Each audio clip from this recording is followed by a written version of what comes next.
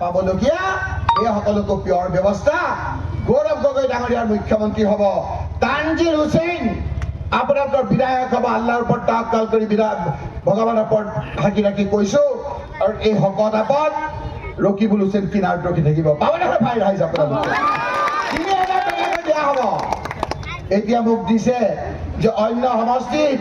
১০,০০০ টকাতে উদ্যমিতা আঁচনি পায় নে নাপায় ৰাইজ ইয়াত এগৰাকীয়ে পাইছে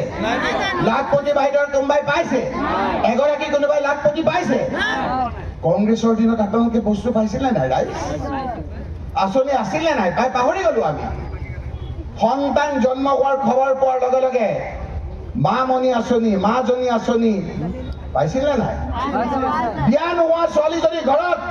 ১০,০০০ টকা দিয়া হৈছিলে নাই ৰাইজ 8, 9, 10 ছোৱালীৰ ভোট আছে নেকি তথাপি আমি চাইকেল দিছিলো নে নাই এই যে স্কুললৈ যে যায় আপোনালোকৰ ল'ৰা ছোৱালী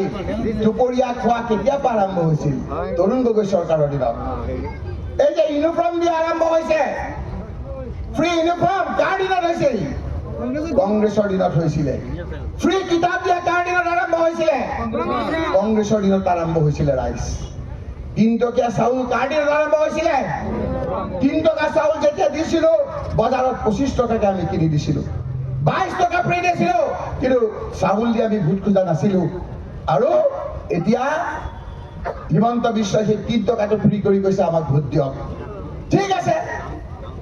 তেওঁলোকে আঁচনি দিছে সেইকাৰণে কোনোবাই গান উলিয়াইছে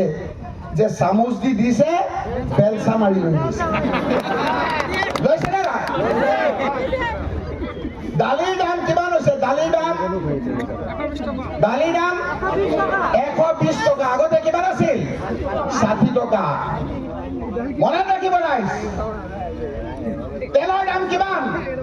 খোৱা তেল ২০০ টকা আগত আছিল ৬০ টকা ৭০ টকা ১২৫০ টকা দি আপোনালোকৰ ল'ৰা ছোৱালীয়ে যেতিয়া মটৰচাইকেলখন লৈ আপোনালোকৰ বেমাৰ হ'লে ফাৰ্মাচী বা দৰৱ আনিবলৈ যায় হেলমেটটো পিন্ধিবলৈ পাহৰি যায় পুলিচে তেওঁলোকৰ পৰা কিমান টকা লয় ১,০০০ টকাকে লয় এইটো চেপি আমাক ৰাজত্ব কৰিছিল মই আমাৰ মতা মানুহসকলক মই কৰিব খুজিছো পুৰুষসকল